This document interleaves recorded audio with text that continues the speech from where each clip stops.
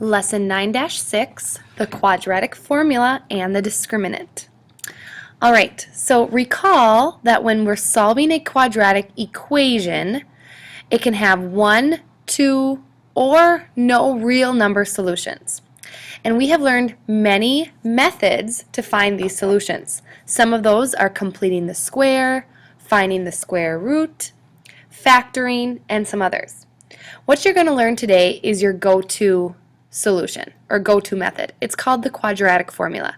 You can use this quadratic formula to find the solutions of a quadratic equation at any time, whether completing the square is possible or factoring is possible. If you don't think of those methods, you can always resort to the quadratic formula.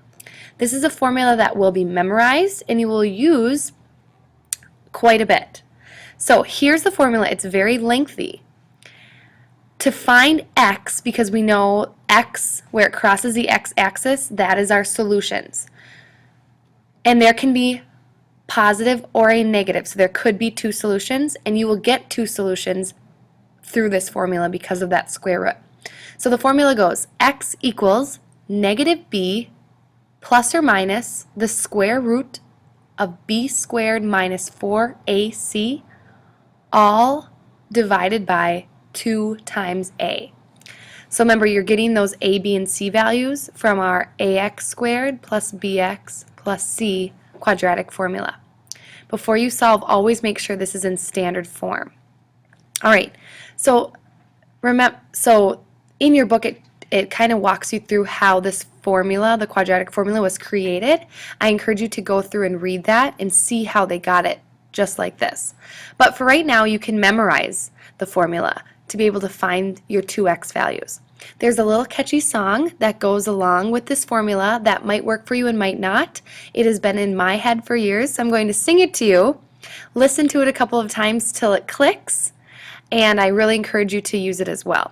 The tune goes to Pop Goes the Weasel, so I'll write the formula as I go. I sing this song in my head every time I write the formula. Okay. X equals negative b plus or minus the square root of b squared minus 4ac all over 2a. Alright, so kind of silly, but if you memorize this and that tune, it'll help you remember the formula. Alright, now let me show you how to use it. So first you have to memorize it.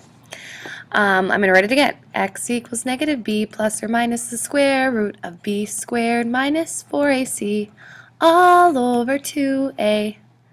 Now, once I have that written, I can plug in what I need to. So here's my quadratic formula. I want to solve it using the quadratic formula. Here's my function. So negative b, here's b. b is already negative. So a negative negative 8, that's just going to be x equals 8. So put in for b what it is. Ours was a negative 8. Ours became positive. Plus or minus the square root of b squared. So that's negative 8 squared minus 4 times what a is, 1, times what c is. Oh, I didn't write this in standard form. Let me go back. X squared minus 8. I need to subtract 2x. Oh, which means I did my problem wrong. So that's how you catch, where you have to have this in standard form before starting. So x squared, if I subtract 2x, that'll come in the middle. Minus 8 equals 0. There we go. So our b value is a negative 2. So x is going to equal positive 2 plus or minus square root of b squared, negative 2 squared, minus 4 times a, which is 1, times c, which is our negative 8. There we go. All over 2 times a, which is just 1. All right, getting my calculator out. So now you just keep simplifying. X equals 2 plus or minus the square root. Well, negative 2 squared is 4. Oops, my pen went out. There we go. Negative 2 squared is 4 minus 4 times 1 times negative 8 is negative 32. So I have minus 32 or plus 32 all over 2. This is going to be 2 plus or minus the square root. 4 plus 32 is 36 all over 2. So right here, when you get it to this point, now I can write it with my two possibilities. X is going to equal 2 plus square root of 36 is 6. So 2 plus 6 over 2, or X is going to equal 2 minus 6 over 2. When I do that, X is going to be 6 plus 2 is 8 minus, or divided by 2 is 4.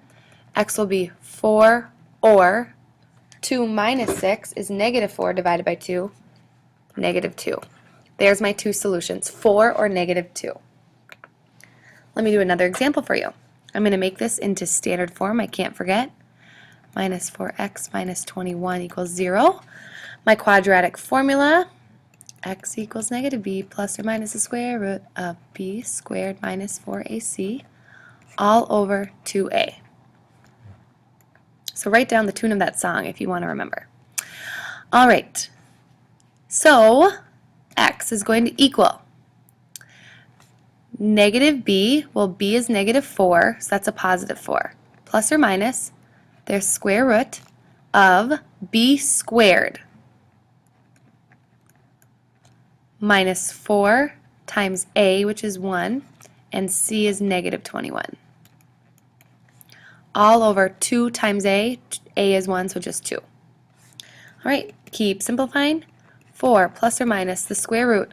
Well, this is 16, and negative 4 times 1 times negative 21 is positive 84 over 2. 4 plus or minus the square root of 100 over 2. So I have x could equal, and the square root of 100 is 10.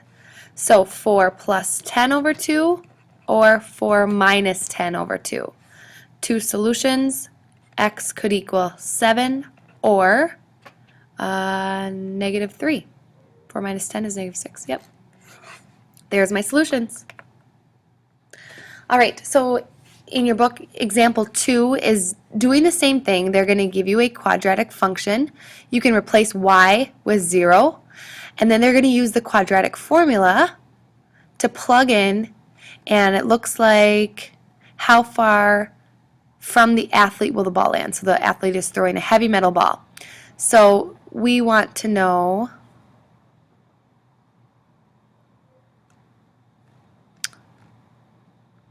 where this would cross our x-axis over here.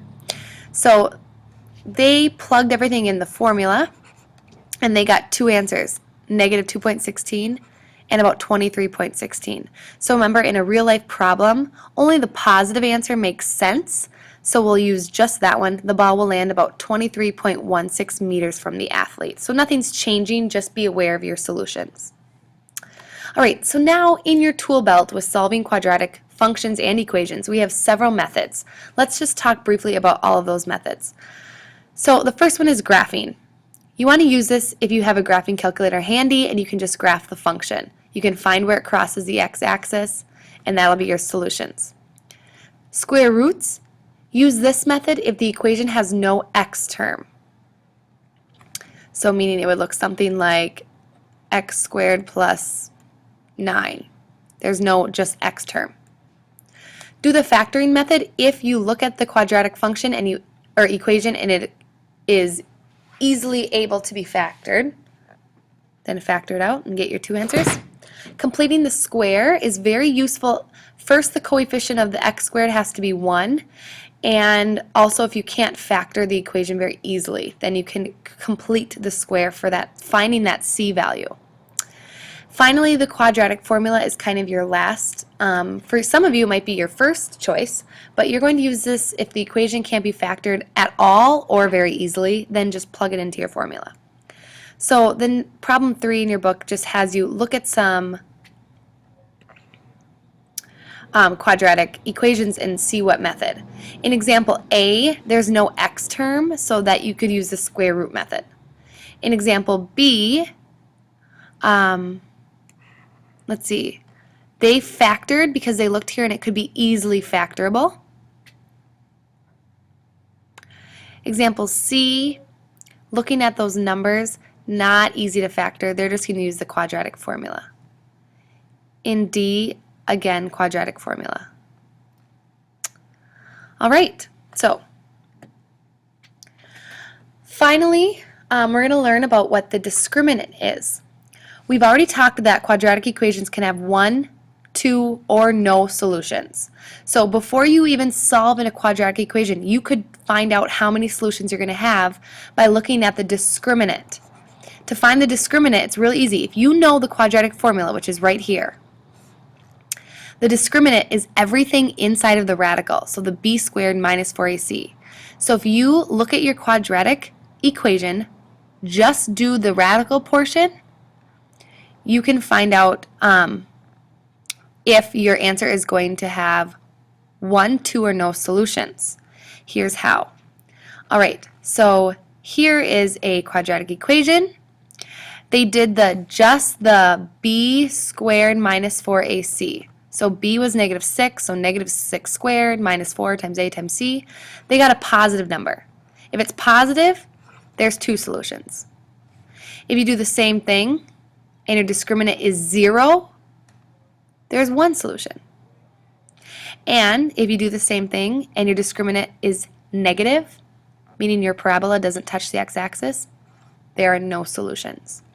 So let's look at this quadratic equation, make it standard form by adding the 5 over.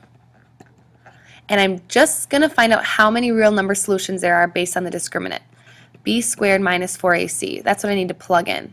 So b is negative 3. So negative 3 squared minus 4 times a, which is 2, and c, which is 5. Negative 3 squared is 9.